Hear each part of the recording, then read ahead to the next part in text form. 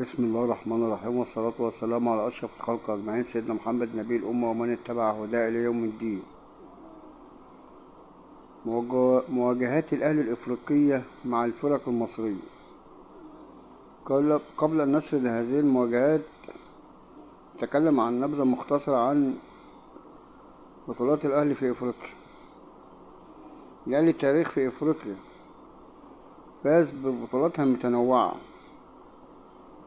فاز بكأس أفريقيا أندية البطلة 12 مرة، آخر فوز في 2024. وكأس أفريقيا أبطال الكؤوس فاز ب4 مرات من 5 مرات، وشارك 3 مرات في بطولة كأس الكونفدرالية وفاز بها مرة واحدة 2014.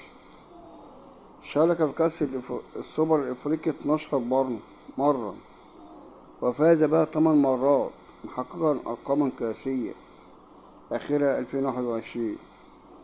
والآن انسحب من بطولة من نصف نهائي أفريقيا سنة عام 1081 أو 87 بسبب اغتيال الرئيس الراحل محمد أنور السادات ذلك الوقت.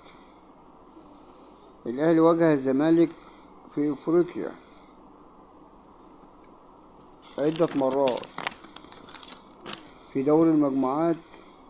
في موسم 2005 فاز الأهلي ذهابا وإيابا من مجموع المباراتين 4-1. في دوري المجموعات 2008 فاز الأهلي 2-1 وتعادل الفريقان 2-2 وخرج الزمالك من دوري المجموعات. في دوري المجموعات 2012 الأهلي فاز 1-0 والعودة 1-1 وخرج الزمالك أيضا من دوري المجموعات. في دوري المجموعات 2013 الأهلي فاز 4-2 وتعادل 1-1 وأيضا خرج الزمالك من دوري المجموعات. وتقابل الاثنان في نهائي أفريقيا نهائي القرن بهدف القاضية لمحمد مجدي قفشة 2020 وفاز الأهلي 2-1 وفاز بأبطال القرن الأفريقي أبطال أفريقيا. التقى الأهلي مع المقاولون العرب مرتين.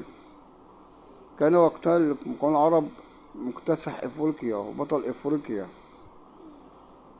على ما أعتقد مرتين قبل لقائه مع الأهلي في موسم كام. المهم ان هما الاهلي والمقاولين تقابلوا مرتين ذهابا وايابا. تعادل الفريقان في استاد